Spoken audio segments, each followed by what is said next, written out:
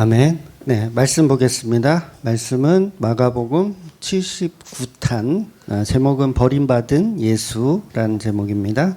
마가복음 15장 33절에서 41절까지 말씀 보도록 하겠습니다. 마가복음 15장 33절에서 41절까지 같이 읽을게요.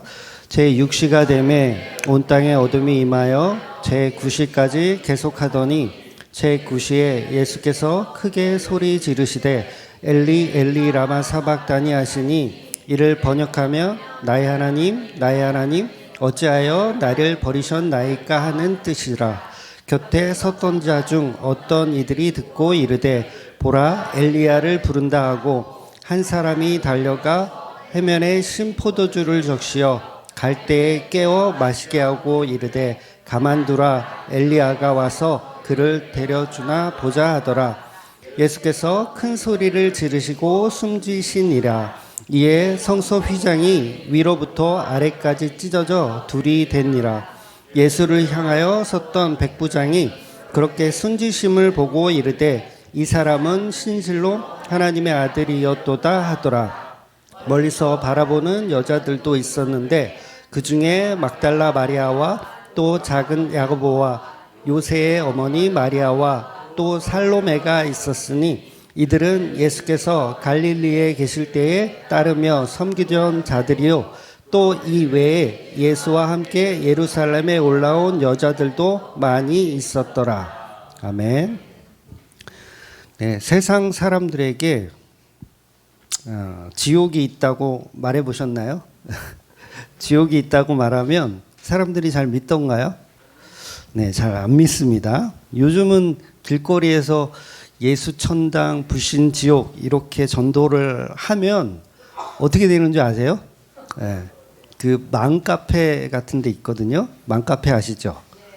그 뭐 파주맘, 무슨 뭐 송파구맘 뭐 이런 카페들이 있어요. 그런데 이제 난리가 나요. 어떤 교회가 지금 나와가지고 예수 천당, 불신 지옥 이러면서 전도를 하는데 너무너무 혐오스럽고 재수가 없어가지고 맘카페에다 이제 글을 막 올리는 거예요. 그러면 이제 그 밑에 댓글이 막 그 글에 공조하는 그런 느낌의 글들을 막 쓰죠. 그러면서 예수 믿는 지네들이나 잘 믿고 천당 가지 우리한테 혐오스럽게 막 지옥을 얘기하고 막 그런다고 이제 노발대발 요새는 해요. 그래서 요새는 학교 앞에서 전도를 한다? 옛날처럼 그렇게 쉬운 일은 아니에요. 학교 앞에서 애들 상대로 하면 애들 상대로 막 이렇게 막 지옥 얘기하고 그러는 걸 더 싫어해. 엄마들은 더 싫어해. 그래서 요새는 초인종을 눌러서 전도하는 거 거의 불가능하죠. 한 10년 전만 해도 초인종 누르고 이런 전도가 있었는데 지금은 거의 불가능합니다. 그러니까 그 극성이라는 여호와 증인들도요. 초인종 눌러서 요새는 전도를 안 하더라고요. 왜냐하면 그만큼 사람들의 인식이 점점 더 안 좋아졌기 때문에 이제 초인종 눌러서 전도한다? 이거 말이 안 돼요. 그래서 지옥이 있다라는 것을 세상 사람들은 안 믿어요. 안 믿는 겁니다. 그런데 희한하게 세상 사람들은요, 뭐는 믿냐면 자기가 죽는다는 걸 믿어요. 자기가 죽는다는 건 믿습니다. 근데 뭐는 안 믿는다? 지옥은 안 믿어요. 그런데 여러분 한번 생각해 보세요. 이 죽는다는 것도 사실은 본인이 경험하거나 본인이 체험한 게 아니에요. 그럼 뭐냐면 내 주위에 있는 사람들을 통해서 내가 간접적인 경험을 했기 때문에 죽음에 대해서는 거의 100% 사람들이 믿어요. 사람은 누구나 죽는다는 것을 믿어요. 왜 믿냐면 본인 주위에서 봤으니까. 그런데 한번 생각해 보세요. 그런 간접 경험이 없는 상태에서 멀쩡한 사람이 갑자기 무슨 병에 걸려서 쓰러져 가지고 죽었는데 인기척이 없어. 몸을 움직이지 않아. 아무리 깨워도 일어나지 않아. 죽었어. 그리고 이게 썩어서 막 부패해. 시체가. 그러니까 그런 경험이 없다면 그 죽음에 대해서 살아있는 사람이 그 죽음을 믿을 수 있을까요? 믿기 어려운 거예요. 너는 죽는다? 라고 얘기하면 우리 인간들은 경험하지 않았기 때문에 못 느껴요. 그러니까 최초의 살인자 가인, 우리는 엄청 막 이 양반을 막 어떻게 동생을 그렇게 죽일 수가 있어 막 이렇게 생각하지만 사실은 가인도 죽음이 뭔지를 모르는 상태에서 한 거예요. 살인이 뭔지 몰라. 이렇게 좁혀면은 얘가 죽는다는 걸 알아요, 몰라요? 몰라요. 경험한 적이 없어요. 그러니까 죽음에 대한 어떤 이 상식이 전혀 없는 거예요. 그러니까 어떻게 보면 오늘날에 우리 막 살인하시는 분들이 아니지 쌍놈의 인간들이지. 뉴스에 보니까 17살 그 소녀를 길 가는데 그냥 뒤에서 그냥 칼로 그냥 찔렀어. 안면도 그냥 아는 사람도 아닌데 그냥 묻지마 살인으로 죽였더라고요. 죽었어요, 애가. 그러니까 뭐예요? 이 사람들은 죽음에 대한 경험이 충분히 있음에도 불구하고 그런 짓을 하는 요즘 사람들이 사실은 가인보다 더 몇백 배 더 악한 세대를 우리가 살고 있다는 거죠. 그래서 가인의 입장에서는요, 죽음이 뭔지 모르기 때문에 아벨이 죽어서 티끌로 땅으로 돌아간다는 이 사실을 경험하지 못했기 때문에 가인은 모릅니다. 그러니까 뭐예요? 어떤 죄에 대한 인식들이 없어요. 그래서 원래 율법은요, 우리에게 굉장한 은혜예요. 죄를 알게 하는 도구이기 때문에. 안 그랬으면 우리도 뭐예요? 뭐가 죄인지 모르고 살아가는 거예요. 그러니까 지난주에 말씀드린 대로 아담이 나무 뒤에 숨어서 하와랑 같이 숨어 있어요. 하나님을 죽여야 돼. 그렇잖아요. 하나님을 죽여야 돼. 근데 하나님을 죽여야 아담도 살고 하와도 살고 뱀도 살아요. 그런데 하나님을 죽이지 못했던 것은 결정적으로 뭐냐면 죽이는 방법을 몰라요. 어떻게 죽여야 되는지 아담은 방법을 모르는 거예요. 왜? 경험한 적이 없으니까. 죽음이 뭔지. 그러니까 세상 사람들은 누구나 간접적으로 죽음이라는 걸 경험하고 있기 때문에 죽음은 믿지만 뭐는 못 믿어요. 지옥이 있다라는 것은 본인들이 경험하지 못했기 때문에 안 믿는 거예요. 인식하지 못해요. 그러니 그걸 무지하다고 하는 거예요. 자기가 죽는 존재인데 자기는 천년만년 살 것처럼 이렇게 살아가는 것과 동일한 거죠. 그래서 지옥을 모르고 살아가는 사람들이 바로 가인입니다. 가인. 죽음이 뭔지 모르는 상태에서 그 일을 행하는 어리석은 자. 그래서 복음으로 치자면 자기가 하나님의 아들을 죽였다라는 것을 모르고 살아가는 사람들이 전부 세상 사람들인 거죠. 마치 가인이 죽음이 뭔지 모르는 상태에서 아벨을 죽이는 것과 같습니다. 즉 가인은 살인이 얼마나 무서운 일이고 그게 얼마나 끔찍한 형벌을 받게 되는 것인지 몰라요. 그래서 하나님한테 그러잖아요. 하나님이 이제 벌을 내리시니까 그 벌이 어떻다 그래요? 자기야 너무 가혹하다. 하나님 가혹하다. 그 말이 왜 나와요? 죽음이 뭔지 몰라서 그래. 아주 정신을 못 차린 거죠. 그러니까 사람들은 지금 자기들이 얼마나 끔찍한 죄를 짓고 살아가고 있는지 몰라요. 그러니까 노아의 시대처럼 하나님이 이 세상을 다 쓸어버려도 되는 세상이에요. 지금 이 세상이 다 쓸어버려도 되는 세상. 그럼 그만큼 하나님은 지금 우리 인간들에게 화가 나 계시고 죄악으로 가득한 이 세상을 노려보고 계신데 우리만 인식하지 못하고 살아가는 거예요. 충분히 자연 계시를 통해서 우리는 사실 죽음을 경험하고 있고 지옥을 경험해야 되는데 그런 것들을 인식하지 못하고 있는 거예요. 그래서 지옥이라는 것은 사실 죽음을 안다면 지옥도 같은 개념으로 이해해야 되는데 그 죽음은 믿지만 지옥을 이해하지 못하더라는 거죠. 즉 아담과 하와가 하나님과 함께 에덴 동산을 거닐며 생육하고 번성하며 행복하게 살다가 아담과 하와가 갑자기 하나님과 분리되는 거. 요게 뭐라고요? 갑자기 분리되는 거. 요거를 죽음이라 그러고 요거를 지옥이라고 하는 거예요. 그러니까 에덴 동산을 쫓겨났어. 하나님의 은총이 없는 상태에서 살아. 요게 바로 지옥. 그래서 뭐예요? 눈에 보이기에는 산 자 같으나 이미 죽은 자였던 거죠. 그래서 그 죽은 자가 살아가는 삶이 곧 지옥이라는 거예요. 즉 하나님과 피조물이 헤어지는 게 지옥입니다. 다른 게 지옥이 아니에요. 물론 불교에서는 막 뭐 각종 지옥들을 만들어서 뭐 별의별 이렇게 그림도 그려놓고 막 그러는데 그런 개념보다는 무엇보다 하나님의 은총이 끊어진 거. 그러니까 아담과 하와는 에덴 동산을 떠나서 가인과 아벨을 낳고 세상에서 잘 먹고 잘 사는 것 같지만 뭘 사는 거예요? 지옥을 그냥 살고 있는 거예요. 그러니까 저와 여러분도 사실은 어디를 살고 있어요? 지옥을 살고 있는 거예요. 산자 같으나 죽은 자로 살아가는 거죠. 그래서 성도는 또 반대죠. 죽은 자 같으나 산자로 살아가는 거. 그래서 오늘 본문은요, 성경 전체의 하이라이트라고 할 수 있는 예수님의 죽으심, 그러니까 복음의 원 포인트라고 할 수 있는 부분이죠. 그래서 예수님이 십자가에 달려 계시다가 결국은 오늘 본문에서 십자가에 달려서 이제 죽으시는 그 장면입니다. 죽음에 관한 결정판, 지옥에 관한 결정판. 그러니까 창조주이신 하나님의 아들이 십자가에서 죽는 거예요. 정말 이거보다 더 비참한 일이 어디 있어요? 여러분의 그 뭐 자녀, 좀 비유가 죄송합니다만 여러분의 자녀가 죽었을 때 굉장한 비극 아닐 거예요. 이 인생에 있어서 그보다 더한 비극은 아마 없을 겁니다. 그렇다면 전 세계를 통틀어서 하나님의 아들이 죽었다라는 건 정말 이건 전 우주적인 슬픔, 전 우주적인 비통함이에요. 그래서 그 비통함이 뭘 만드냐면 다시 창조를 역행하는 모습으로 보여져요. 그게 무슨 말이냐면 다시 이 세상이 어둠이 임하는 거예요. 창조의 시작으로 돌아가는 거죠. 그러니까 뭐예요? 그만큼 하나님의 비통함을 표현하고 있는 거예요.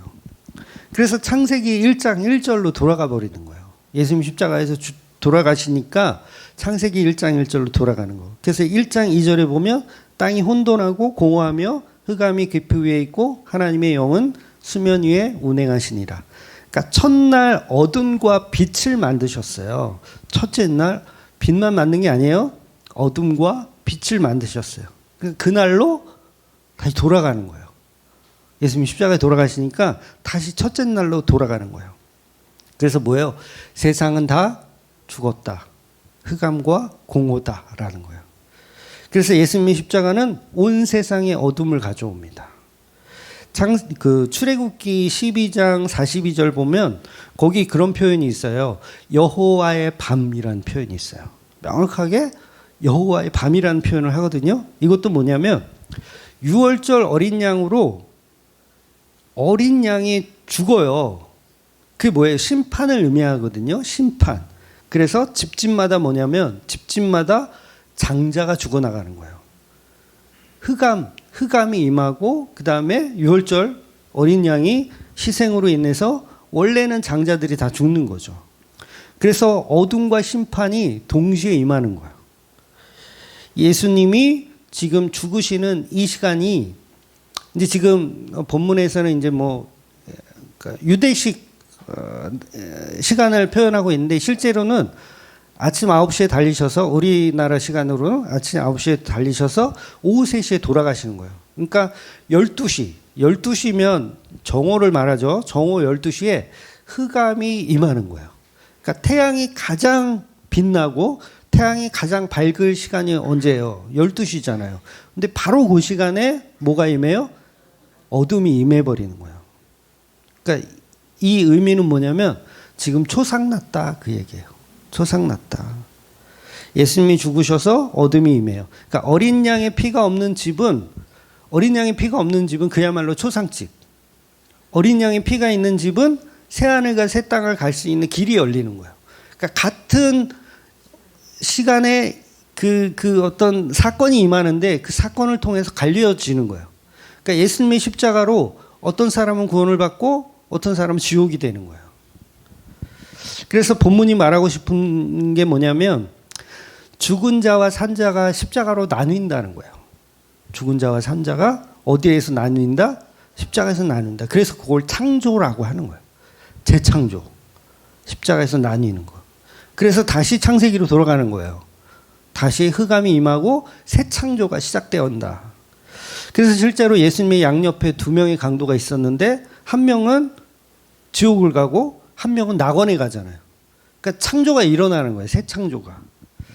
그래서 한 명은 죽은 자 같으나 산 자로 이렇게 표현되어지는 거고, 반대는 산자 같으나 죽은 자로 표현이 되는 거죠.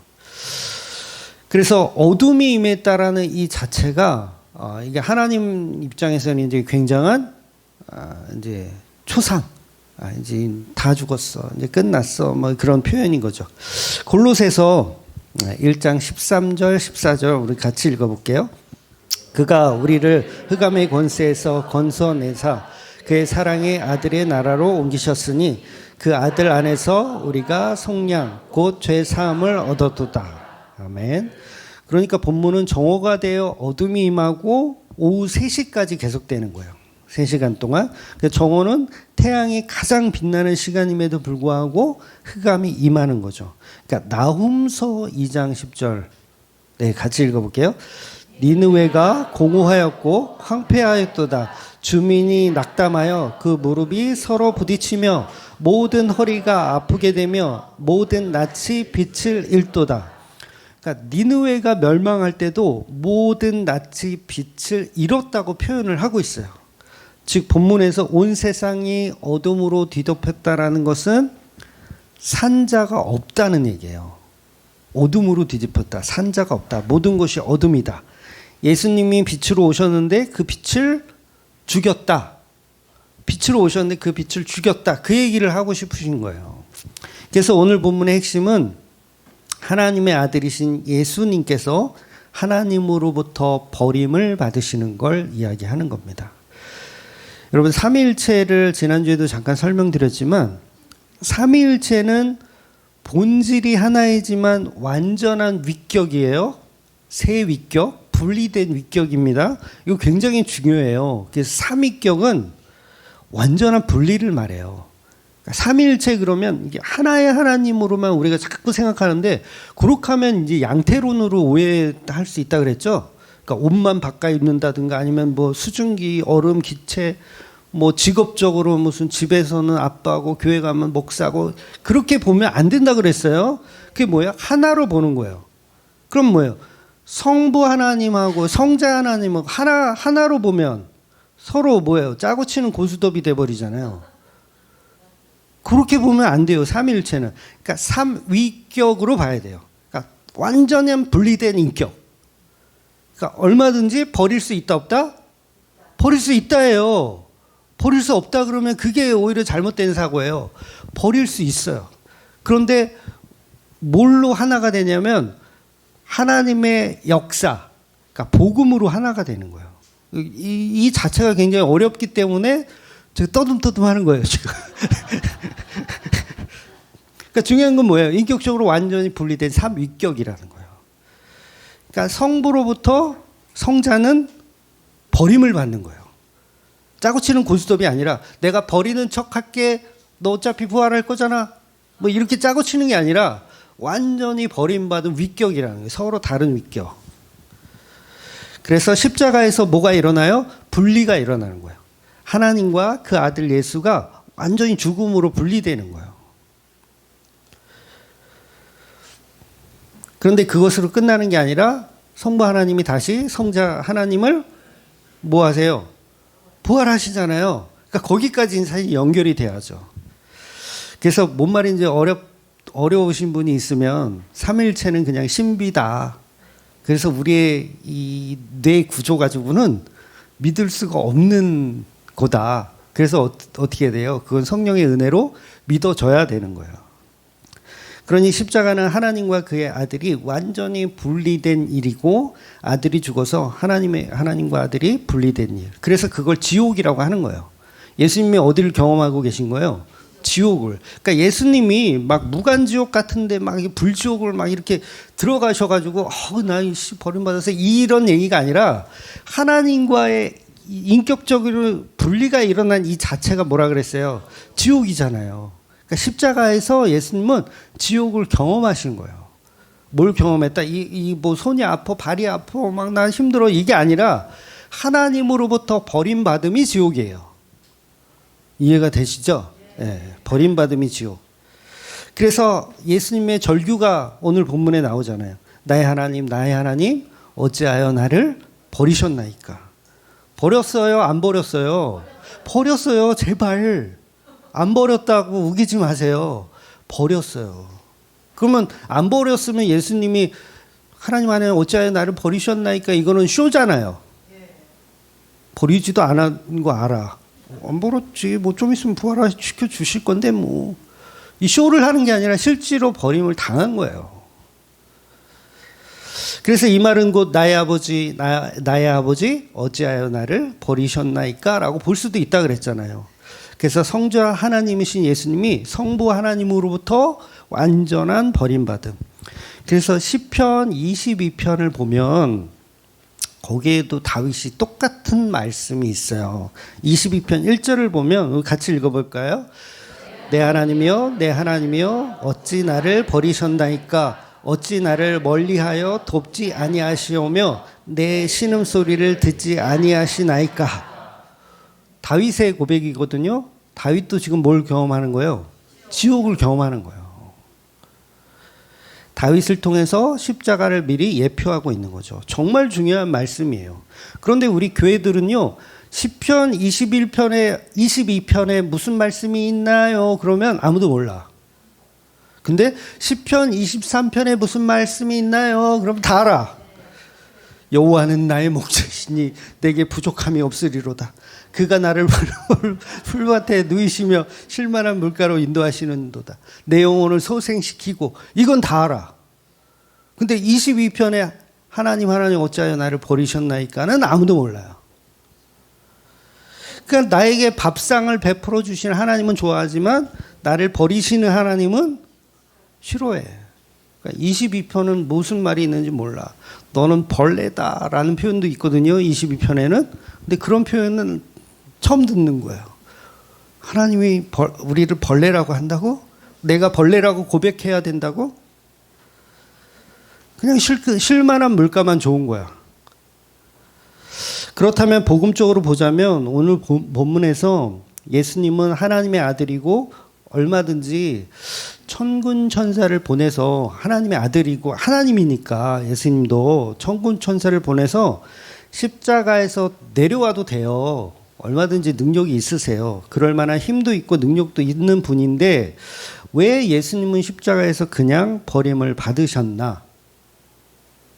왜 버림을 받으셨죠?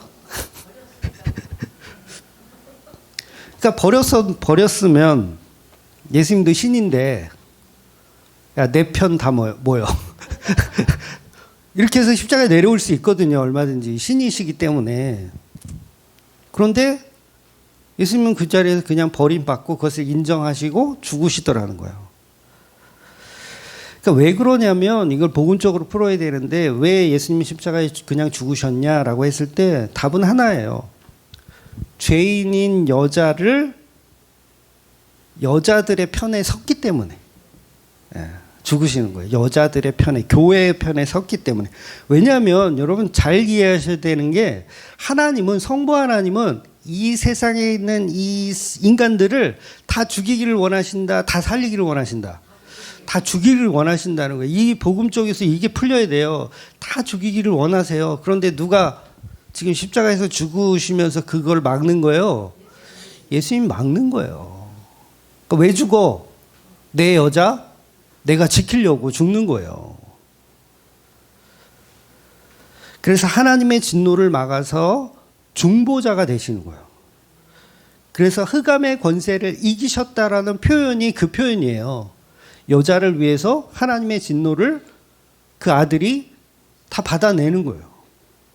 그래서 중보란 하나님과 인간 사이에 중간에 있는 거잖아요. 중간에 있는 매개체. 복이든 저주든 누구를 통해서 임해요? 예수님 통해서 임하는 거예요. 복만 예수님 통해서 임하는 게 아니라요. 저주도 예수님 통해서 임해요. 왜? 그 아들 예수를 안 믿으면 저주니까. 그래서 예수님이 저와 여러분의 중매자이시며 하나님과의 갈 수 있는 길을 만드시는 분이에요. 그러니까 복과 저주의 통로는 무조건 예수. 복과 저주의 통로가 우리 목사님이 아니에요. 목사님이 축도를 하시고 목사님이 신방 와가지고 복을 빌어준다고 복이 오는 게 아니라 그건 다 사기꾼들이 하는 짓이고 그 복은 누가 주시냐면 중간에서 딱 예수님이 주시는 거예요. 그래서 진정한 삼위일체의 해석은 뭐라 그랬어요? 무조건 예수. 그래서 우리가 종교개혁이 일어날 때 모티브가 뭐예요? 오직 예수.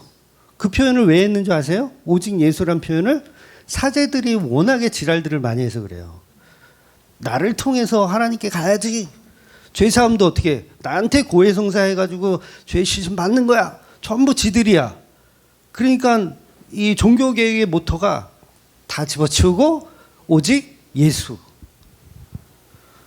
근데 지금은 다시 바뀌어가지고 오직 목사. 네. 무조건 예수님이 문이에요. 성부, 성자, 성령 하나님의 이 문은 어디다? 무조건 예수. 그래서 몸은 하나요. 머리는 세 개의 하나님이 아니고 본질은 같은데 아까 말씀드린 뭐 직업이나 이런 양태론적인 것도 아니고 그냥 삼일체는 신비. 그러나 중요한 건 예수님을 통해서만 하나님의 나라와 하나님의 세계관을 볼 수 있다는 거예요. 그래서 예수를 통해서 하나님을 보지 않으면 막 이상한 교회가 돼요. 막 문선명교, 막 이만희교, 안산홍교, 요런 교들이 왜 나와요? 예수를 통해서 하나님 만나야 되는데 자기들을 통해서 예수님 만나라고 하는 거니까. 그러니까 넓은 의미로 보면 천주교도 똑같죠. 사제를 통해서 죄사함을 받아야 되고 고해성사 해야 되고 막 마리아한테 중보기도 해야 되고 막 이런 자체가 사실은 엄밀히 따지면 죄송하지만 이단 사이비에 가까운 그런 짓을 하는 거죠. 그래서 하나님과 인간 사이의 중보자는 누구뿐이다? 예수님뿐이에요. 그러니까 예수님만 우리의 유일한 중보자. 디모데전서 2장 5절 말씀 볼게요. 네, 같이 읽겠습니다. 하나님은 한 분이시요 또 사람과 사람 사이의 중보자도 한 분이시니 곧 사람이신 그리스도 예수라. 중보자는 몇 명이다? 한 분. 그런데 어떤 중보자? 사람이신 예수님. 인자라고 하는 그 사람이신 예수님만 중보자예요. 그러니까 우리가 교회에서 흔히 하는 실수가 내가 당신을 위해서 중보 기도를 해주겠습니다. 이 말 자체가 예수교가 아니라 내 교를 만드는 거예요. 제가 기도발이 세니까 여러분들을 위해서 중보해 주겠다. 중보 기도. 그러니까 기도 제목을 이렇게 봉투에 써가지고 이렇게 내라. 내가 중보해 주면 하나님이 딱 이렇게 나를 통해서 딱 중보 기도를 통해서 그러면 그게 이단 사입이라고 하는 거예요. 중보자는 오직 인간의 몸으로 이 땅에 오신 예수님 한 분뿐이에요. 그러니까 인자이신 인간 예수는 하나님의 저주가 인간에게 향하는 것을 중간에서 온몸으로 막아내고 있으신 분.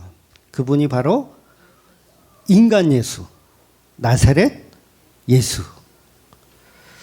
그래서 5회도 보겠지만 욥이 자신을 관역이라고 표현해요. 화살바지, 관역. 그러니까 이 표현이 뭐예요? 하나님의 저주를 다 받아내는 관역. 그러니까 예수님이 바로 하나님의 저주를 다 받아내는 그 관역이라는 거죠. 하나님이 얼마나 죄가 미우시면 인간들을 지면에서 다 쓸어버리겠다고 말씀하셨고 실제로 그 일을 실행하시잖아요. 노아의 홍수 때 실행하시잖아요.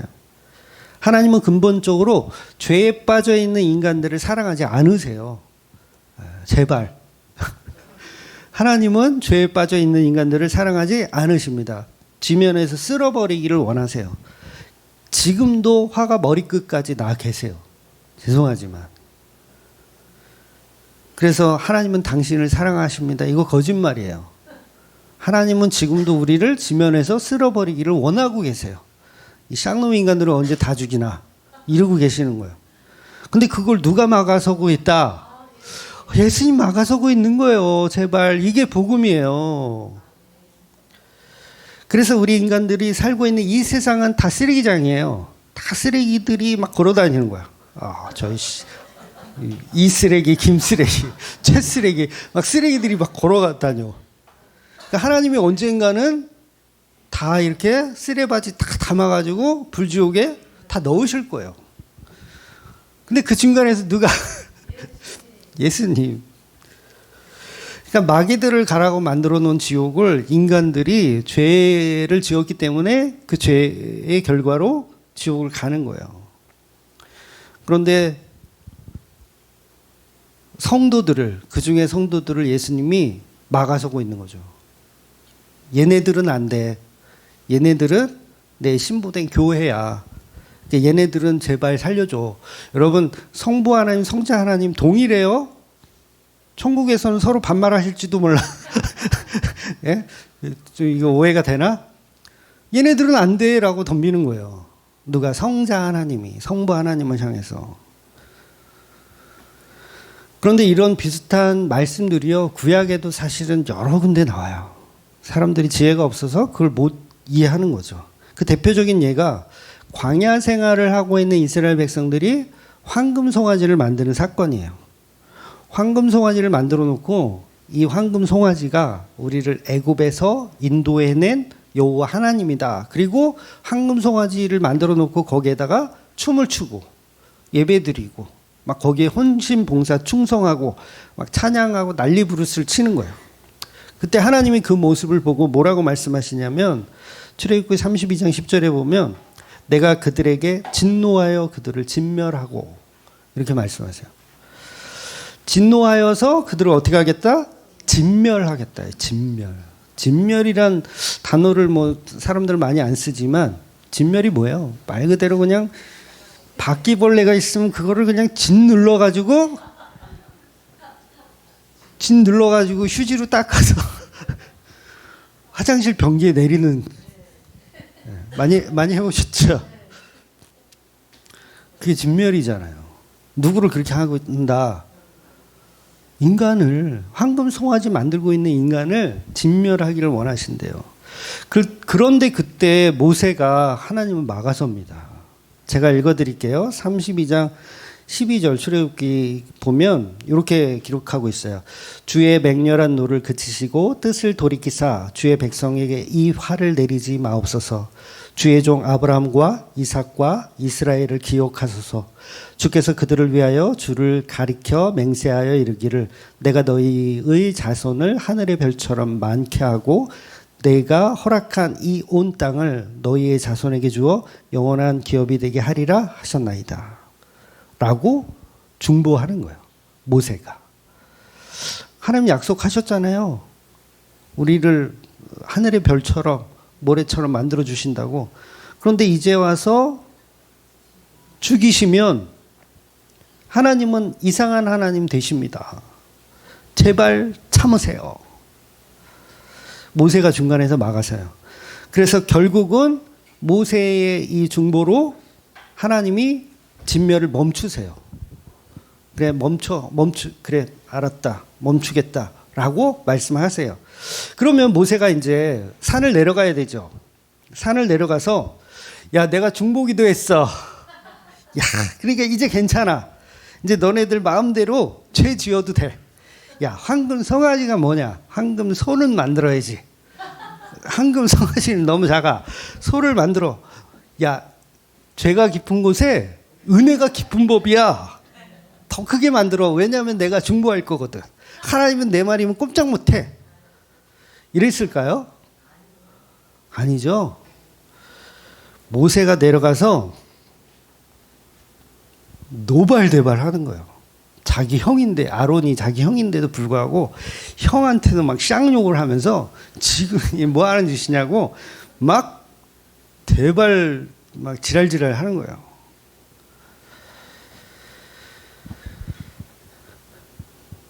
그래서 모세는 땅에 내려와서 사람들에게 이제 호되게 야단을 칩니다. 그래서 일단 모세는 이 산을 내려가면서 제일 먼저 뭘 하냐면 그 하나님께 받은 십계명 두 돌판을 깨부셔요. 이게 왜 깨부실 수밖에 없어요? 거기에 적힌 내용이 뭐예요? 우상을 섬기지 마라 이렇게 적혀 있잖아. 1장부터. 그러니까 요 말씀이 우상을 숭배하고 있는 이스라엘 백성에게 적용이 되면 다 죽어야 되죠. 그러니까 뭐 어떻게 해야 돼요? 그 말씀을 깨부시는 거예요. 없애는 거예요. 여러분 이게 얼마나 싸가지 없는 행동인지 이해가 되세요? 하나님이 직접 써달라고 한 것도 아니야. 하나님이 직접 주신 거예요. 직접 써가지고. 너는 받아 적어라도 아니에요. 직접 써가지고 선물로 탁 줬어. 근데 모세가 이걸 갖고 내려오다가 깨부셔. 싸가지 있어요, 없어요? 싸가지 없죠. 애지중지하면서 이거 하나님이 주신 거다 막 이래야 되는데 그걸 깨부셔. 그게 바로 중재자예요.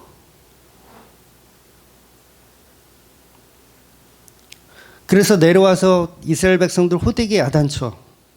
황금 송아지를 다 깨부십니다. 모세가 다 깨부셔. 가루를 만들어서 물에 타가지고 야이씨 다 쳐먹어. 물에 타가지고 이 황금을 다 깨부셔가지고 너네들 다 쳐먹어.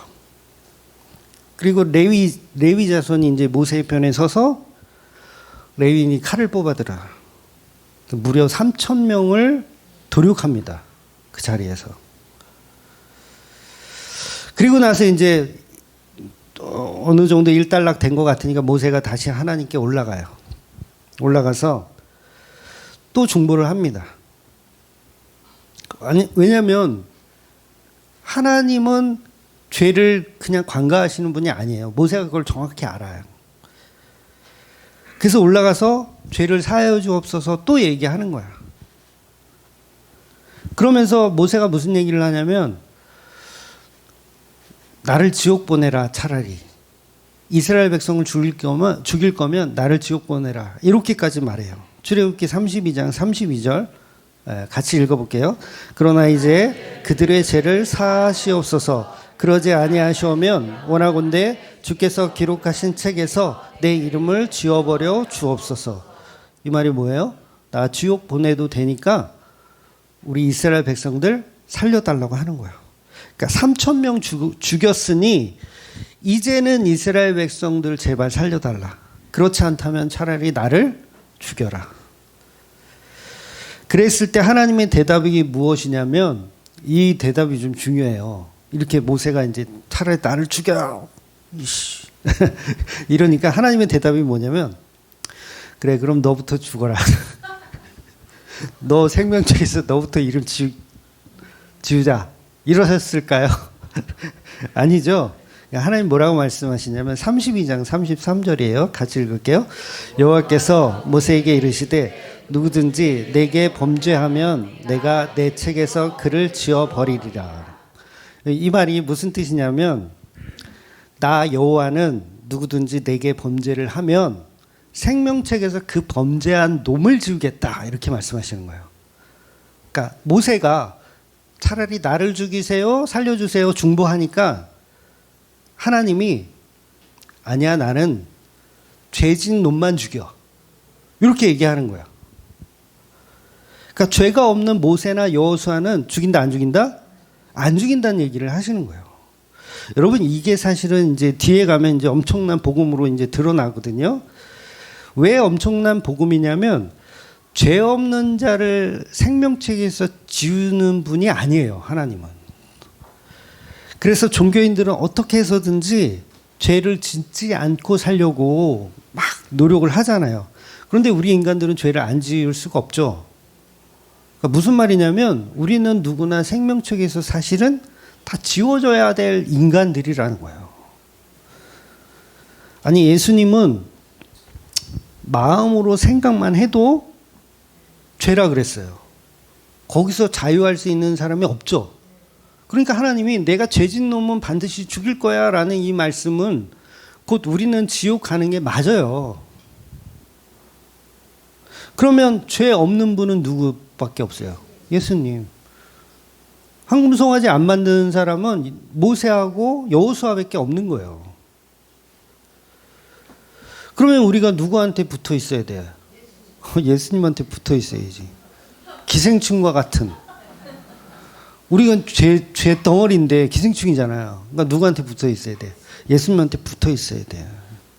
자 보세요. 인간들이 죄를 범해서 죽어 마땅한 상태로 자기들은 좋다고 오늘도 생육하고 번성하고 하나님의 아들이 이 땅에 왔는데도 그 유일하신 구원자를 못 알아보고 죽여요. 예수님 죽여요. 여전히 성전이라는 것을 만들어 놓고 지금도 성전에서 기도는 안 하고, 그러니까 예수님이 말씀하신 기도는 뭐냐면 메시아의 오심을 기도하라는 거거든요. 하늘의 뜻이 이 땅 가운데 이루어 주옵소서, 이 기도를 하라는 건데 그 기도를 안 하고 성전에서 장사를 하고 있어요. 마가복음 11장 17절 보면 이에 가르쳐 이르시되 기록된 바 내 집은 만민이 기도하는 집이라 칭함을 받으리라 하지 아니하였느냐 너희는 강도의 소굴을 만들었도다 하시매. 그러니까 이 말이 뭐예요? 이게 예레미야와 이사야가 했던 말을 그대로 예수님이 인용하시는 거예요. 그러니까 예레미야가 무슨 얘기를 했냐면 너희들 성전 거기 하나님 없어, 이런 얘기를 해가지고 욕을 많이 먹은 거거든요. 예레미야가 거기 하나님 없어. 이사야도 똑같죠. 야 거기 하나님 없어. 그러니까 욕을 많이 먹어. 야, 저 성전에 여기 뭐 성전 많잖아요. 성전에 거기에 하나님 없어. 욕을 먹겠죠. 그거 가짜다라고 예레미야가 그 얘기를 한 거예요. 메시아 없다. 그 안에 메시아 없다. 이렇게 인간들은 모세의 때나 예수님의 때나 지금의 교회들이나 황금 송아지를 만들어 놓고 그것을 성전이라고 하고 그것을 하나님이라고 믿는 거예요. 그런데 그런 껍데기 성전에 예수님이, 하나님이 없는 거죠. 그러니까 여전히 그런 잘못된 성전에서 제사를 드리며 복을 빌고 신유 집회를 하고 난리 부르스를 치고 있는 이것을 하나님은 진멸하기를 원하시는 거예요. 그런데 그 진멸의 과정에서 예수님의 중보가 일어나는 걸 복음이라고 하는 거예요. 여러분 복을 안 빌어보신 분 있으세요? 전부 다 복 빌었잖아. 솔직히 얘기해봐. 하나님 나는 왜 로또가 안 맞나요? 그런데 모세나 예수님의 중보나 똑같이 중보자인 것 같은데 오늘 본문은 출애굽기와 결과가 달라요. 그래서 이게 좀 놀라운 거예요. 결과가 달라. 그러니까 출애굽기 때는 모세가 중보를 하여서 모세를 죽이지 않았어요. 그렇죠? 그리고 3,000명만 죽고 끝났어요. 백성들 죽였나요? 안 죽였어요. 그대로 살려주셨어요. 그런데 왜 예수님의 중보에서는, 오늘 본문에서는 예수님이 하나님을 죽이시죠?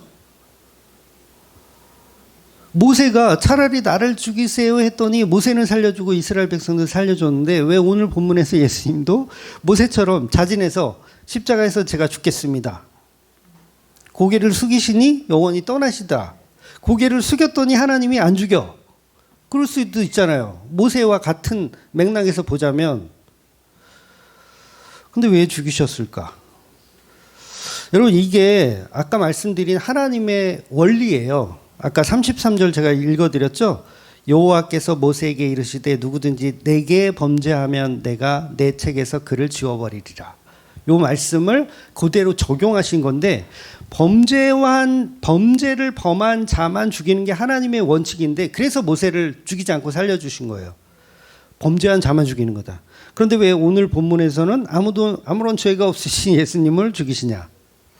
아브라함이 이삭을 번제로 바쳐요. 똑같은 이야기죠. 마지막 순간에 어떻게 됩니까? 멈춰라. 이삭에게 손끝 하나 대지 마라. 하늘의 소리가 났잖아요. 이삭 죽어요, 살아요? 살죠. 아브라함은 이삭을 죽이려고 했어요. 그러면 오늘 예수님도 엘리 엘리 사박다니 하면서 하늘에서 음성이 들리면서 이는 내 사랑하는 아들이라 손끝 하나 대지 마라. 이래야 이게 다 문맥상 연결이 될 것 같은데 이렇게 돼야 신구약이 연결이 될 것 같은데 왜 오늘 본문에서 하나님은 자기 아들인 예수님을 그냥 십자가에 죽이시냐는 거예요. 바로 이게 예수님만 중보자이시기 때문에 그래요. 다른 모세나 이삭은 그 예표라고 하는 거예요. 너희들은 메시아가 아니라 예표, 상징이다라는 거예요. 그래서 오직 예수님만 제물이세요. 그래서 이삭 대신 누가 죽어요? 숲에 걸려있는 순양이 죽잖아요. 그 순양이 예수님인 거예요. 왜 하나님은 아들을 죽이셨는가? 그게 왜 복음인가?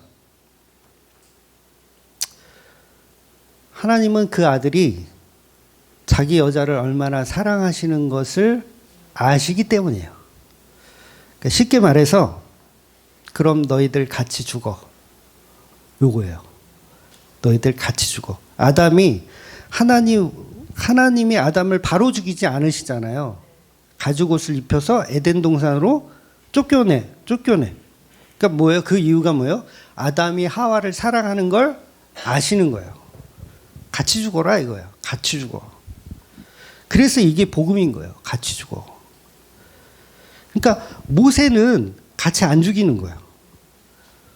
아브라함도 이삭도 같이 안 죽여. 누구만 같이 죽이냐면 예수님만 교회와 함께 죽어라 하는 거예요. 그래서 진짜 복음은 저와 여러분이 예수님과 함께 십자가에 죽는 거예요. 사는 게 아니라 십자가 없는 복음은 다 거짓말이라고 그랬죠. 예수님과 우리는 십자가에서 죽는 걸 복음이라고 하는 거예요. 그러니까 우리가 설교 끝나고 이제 찬양할 거예요. 죄로 물든 내 모습 예수와 함께 죽고 부활 생명 내 안에 새로운 삶이 열렸네. Born again. 신약 성경에 나오는 말씀들이에요. 그리고 마가복음 16장에 가면 이제 다음 장으로 16장에 가면 예수님이 사흘 만에 부활을 하세요. 부활을 왜 하십니까? 이것도 하나님의 원칙이에요. 방금 말씀드린 33절 여호와께서 모세에게 이르시되 누구든지 내게 범죄하면 내가 내 책에서 그를 지워버리리라. 그러니까 범죄한 자만 생명책에서 지우는데 예수님 죄가 없으시잖아요. 그런데 하나님이 죄가 없는데 같이 죽어라 한 거예요. 같이 죽어라. 죽였어. 근데 하나님의 원칙에 위배되죠. 죽이면 안 되는데 죽인 거예요. 죄 없으신 예수를 죽인 거예요. 하나님이. 그럼 어떻게 해야 돼요? 살려야지. 빨리 살려. 이건 나의 원칙에 어긋나. 살려. 그래서 죄 없으신 예수님을 살리는 거예요. 다시. 그게 부활이에요. 여러분 부활은 예수님 스스로 부활하는 거예요? 아니면 성부 하나님 부활시켜주는 거예요? 잘 이해하셔야 돼요. 스스로 부활하는 게 아니에요. 성부 하나님이 부활을 해주셔야 돼요. 보통은 사망 권세를 이기고 그 예수가 혼자 부활했다라고 잘못 가르쳐가지고 오해를 하는데 아니에요. 예수님 스스로 탈출하지 않으세요. 물론 그만한 능력은 있으신 신이시지만 한다 안 한다? 안 해요. 그래서 성부 하나님, 성령 하나님이 예수님을 죽음에서 부활시켜 주시는 거예요. 그래서 오늘 본문 마지막에 보면 십자가에서 큰 소리 지르시고 숨지시니라 이렇게 표현하죠. 그때 큰 소리를 지르는 그 메시지가 뭐냐면 요 가상칠언인데 가상칠언 중에서 뭐냐면 아버지여 내 영혼을 아버지 손에 부탁하나이다예요. 그러니까 뭐예요? 부활 내 스스로 할 수 있다 없다? 없다라는 표현이에요. 저는 부활할 수 있지만 안 할 거예요. 하나님의 손에 죽이든 살리든 하나님이 알아서 하세요. 내 영혼을 하나님께 맡겨드립니다. 아버지께 맡겨드립니다. 맡겨드린 거예요. 그러니까 하나님이 딱 보니까 죄가 없어. 그럼 나의 원칙에 어긋나. 살려야 돼. 그래서 예수님이 살리시는 거예요. 그러니까 이거 쇼가 아니에요. 예수님이 십자가에 달려서 나는 신인데 어차피 부활할 건데 이렇게 해서 부활하는 게 아니라 하나님이 살려주시는 거. 그래서 베드로전서 1장 3절 보면 예수님의 아버지가 예수님을 죽은 자 가운데서 부활하게 하셨다라는 표현이 정확하게 나와요. 베드로가 여러분 성령의 은혜를 받았어요. 정확하게 아는 거예요. 부활에 관해서. 부활은 예수님 스스로 부활한 게 아니라 그 아버지가 아들을 살렸다라고 정확하게 표현하고 있어요. 물론 예수님은 죽음과 동시에 낙원에 가셨어요. 잘 이해하셔야 돼요. 그 지옥, 무간지옥, 걸로 떨어지신 거 아니에요. 지옥은 이미 십자가에서 경험했다 그랬잖아요. 그 분리. 그래서 예수님을 하나님이 딱 부활을 시켰는데 예수님 머리를 딱 잡고 하나님이 예수님의 머리를 딱 잡고 이렇게 딱 끌어올려. 근데 거기 뭔가가 자꾸 머리 말고 밑에 자꾸 뭔가 자꾸 뭐 딸려오네. 몸뚱아리에 뭐 거기 뭐 기생충도 잔뜩 붙어 있고 뭔가 자꾸 딸려오네. 그게 뭐예요? 그게 저와 여러분인 거예요. 교회. 예수님을 하나님이 예수님 부활시켜 놓으니까 거기에 뭔가 기생충들이 잔뜩 딸려와. 야, 너는 뭘 그렇게 쓰레기를 잔뜩 달고서 부활을 했냐? 그랬더니, 그러니까 예수님 뭐라 그래요? 이건 내 여자니까. 아버지, 당신의 며느리입니다. 하시는 거예요. 아버지 입장에서 황당하죠? 그래도 어떻게 해요? 자식 이기는 부모가 있어요, 없어요? 없어요. 그래서 아버지가 그 아들 때문에 신부된 교회도 천국으로 품어주시는 거예요. 사랑해 주시는 거. 그래서 우리 며느리 된 우리의 입장에서는 너무도 감사한 은혜죠. 그러니까 이런 치장들을 뭐예요? 하나님께 다시 영광으로 돌려드리는 거예요. 구원하심이 그 보좌에 앉으신 하나님과 어린이 함께 있도다. 그래서 며느리를 사랑해 주시는군요. 오직 예수님의 십자가로 사랑해 주시는군요. 그래서 이게 양자의 개념이에요. 예수 없는 양자는 있을 수가 없어요. 십자가 없는 양자 있을 수가 없어요. 그러니까 우리가 양자 되었으니 하나님 빨리 돈 주세요. 온 우주를 만드신 하나님 내 아버지시잖아요. 저한테 좀 상속을 해주세요. 이따위 얘기를 할 수가 없다고요. 결과적으로 영생은 그래서 우리의 공로가 아니라 예수님의 공로, 예수님의 중보로 이루어지는 겁니다. 그래서 그 아들 예수님 때문에 복음이 일어나는 거예요. 요한복음 10장 28절 볼게요. 내가 그들에게 영생을 주노니 영원히 멸망하지 아니할 것이요 또 그들을 내 손에서 빼앗을 자가 없느니라. 이 말에는 내 손에서 빼앗을 자가 없는 이 말에는 성부 하나님도 요거는 못 뺏어가. 그 얘기 하시는 거예요. 왜냐하면 하나님의 기준이 있기 때문에 요건 못 뺏어가. 그러면 결국은 그 영생은 예수 그리스도를 통해서 하나님이 이루시는 역사라는 거죠. 그래서 본문에 보면 뜬금없이 마리아들이 밑에 쫙 깔려 있어요. 십자가 밑에 마리아들이. 이 마리아들이 뭘 상징하는 거예요? 교회를 상징하는 거예요. 교회를. 여자들이 많이 있더라. 41절. 여자들이 많이 있더라. 그러니까 남자는 없어. 남자는 구체적으로 보면 이제 요한이나 뭐 백부장이나 뭐 그 있고 나머지는 뭐다 다 여자들이 많이 있더라. 그러니까 뭐예요? 그 기생충들. 예수님이 십자가로 딸려드는 그 여자들.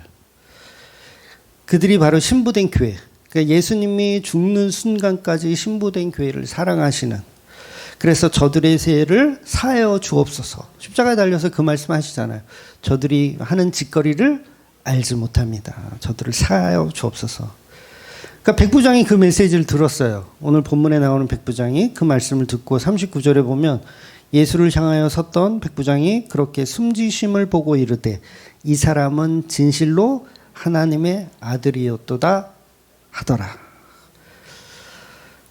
그래서 복음은 오직 예수님의 십자가로만 이루어집니다. 그래서 복음 없는 세상 사람들은 산자 같으나 죽은 자이고 성도는 욕과 같이 죽은 자이나 산자로 살아가는 거예요. 그래서 우리의 공로 없음, 오직 예수님의 십자가의 공로만을 믿고 나를 위해 죽으신 그 예수님만을 사랑하며 살아가시는 저와 여러분이 되시기를 주의 이름으로 축원드리겠습니다. 아멘. 기도하겠습니다.